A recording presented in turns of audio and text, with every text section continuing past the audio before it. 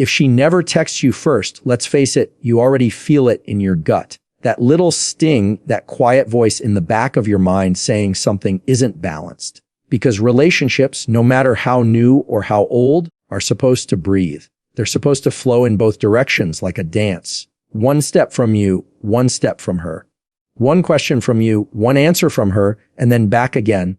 But when you're the only one who starts, the only one who initiates, the only one who reaches out, it stops being a dance and starts being a chase. And nothing kills your peace, your confidence, your energy faster than chasing someone who isn't moving toward you. Now, people will tell you to play games. They'll say, don't text her for 3 days, ignore her until she comes running back, or mirror her energy so she feels what it's like to be left hanging. But that's not the point. The point isn't to trick someone into wanting you. The point isn't to manipulate her into caring. The point is to see the truth clearly and respect yourself enough to respond to it. Because here's what you need to understand: when someone values you, you don't have to question their effort. They don't let silence stretch too long. They don't sit back and let you carry the entire weight of connection. They lean in because they care. They check in because you matter, and they initiate because they want you in their world. So when she never texts you first, what should you do? You pause. You hold your hand back for once, not out of anger, not out of punishment, but out of curiosity. You create the silence so you can see if she breaks it, because silence is powerful. It reveals who is comfortable with distance and who isn't. It reveals who misses you and who doesn't notice. It reveals who is invested and who is simply entertained. And if she doesn't break the silence, if days go by and your phone never lights up with her name first, then that's your answer. That's clarity. That's the truth you've been avoiding while you kept pushing, texting, reaching, hoping. It's tempting to explain it away. To tell yourself she's shy, she's busy, she's just not good with texting. And sure, there are moments when life really does get heavy. There are days when people are distracted, overwhelmed, drained.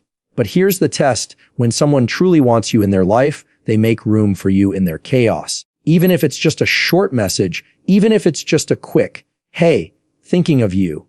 They don't let you wonder where you stand. They show you with effort, however small, because effort is the language of care. But if you've been carrying the conversation for weeks, months, maybe longer, and she still hasn't met you halfway, you've got to stop lying to yourself. Because when you constantly text first, you're training her. You're teaching her that your effort is free, endless, automatic. You're teaching her that she doesn't have to contribute because you'll always show up. And here's the hard part: what's guaranteed almost always gets taken for granted. People value what they risk losing. And if she never risks losing your presence because you never step back, then she has no reason to value it. So what do? You reclaim your balance. You stop being the one who fills every gap. You stop being the safety net that catches the silence. You give her the opportunity to show up for you, because that's how you see what's real. If she notices your absence, she'll reach out. If she cares about you, she'll take that step. If she wants to talk to you, she'll find a way. And if she doesn't, then you've got your answer. And even though it hurts, that truth is better than clinging to an illusion. I need you to understand something: your worth is not up for debate. It's not measured by how many people blow up your phone or how quickly someone responds. Your worth is fixed. It's solid. And when you start tying it to someone else's attention, you'll always feel empty. But when you hold it steady, when you remind yourself that you bring value, love, humor, insight, kindness, all the things that make connection worthwhile, then you stop begging for breadcrumbs. You stop over giving in hopes that someone will finally see you. And you start expecting the effort you deserve. What's more attractive than sending constant texts is knowing when not to. What's more powerful than chasing is standing still. What's more magnetic than begging for someone's attention is giving yourself permission to walk away from anything one-sided. Because the truth is, people are drawn to those who respect themselves, and nothing says self-respect like refusing to be the only one carrying the relationship. I know it's hard. I know you want to hear from her. I know you miss that spark when her name lights up your screen, even if you're the one who had to start it. But think about this: are you actually connected to her, or are you connected to the idea of what you wish she would be? Are you enjoying her presence, Or are you exhausting yourself trying to prove you're worth her attention? Because when it's real, when it's mutual, you don't have to force it. The energy flows. The effort balances. The conversation is alive because both people want it to be. So here's the shift the next time she never texts you first. Don't rush in to save the silence. Don't jump to fill the gap. Don't throw your energy into a black hole hoping for a spark. Do nothing. Sit with it. Let the truth reveal itself. And while you're waiting, remind yourself that you are not defined by someone else's effort. You are defined by the way you carry yourself, by the way you respect your own time, by the way you protect your energy.